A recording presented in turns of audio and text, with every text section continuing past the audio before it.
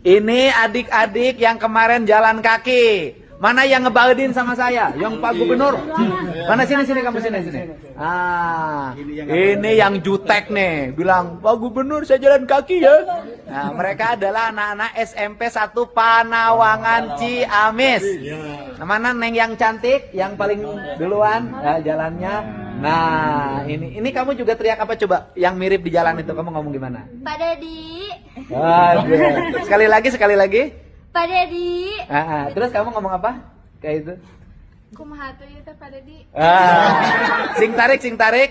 Kumaha atuh ieu teh Pak Dedi? Mereka bersepakat terus jalan kaki ya? Ya. Tapi mau dirubah, biasa mereka berjalan kaki ketika pulang sekolah.